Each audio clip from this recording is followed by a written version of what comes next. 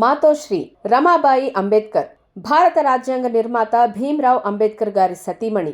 ఏ రకమైన ప్రలోభాలను తన దరిదాపుల్లోకి రానియకుండా మా బతుకుదారులు మాకున్నాయంటూ ఆత్మస్థైర్యంతో నిలబడిన మహిళ. తన భర్త బ్యారిస్టర్ అయినా తాను పేడ ఎత్తి పిడకలు చేసి సంసారాన్ని నడిపించింది. తన భర్త అయిన అంబేద్కర్ గారి బ్యారిస్టర్ చదువు కోసం ఒక పూట పస్తులుండి ఒక పూటే తిని మిగిలిన డబ్బుల్ని విదేశాల్లో ఉన్న భర్తకి పంపింది. తన కొడుకు గంగాధర్ చనిపోయినా కూడా భర్తని ఓదార్చి బాగా చదవాలని హితవు పలికింది. అంబేద్కర్ గారి ప్రతి అడుగులోనూ రమాబాయి దిక్సూచిగా నిలిచారు, ఎన్నో కష్టాల్ని ఎదుర్కొన్నారు.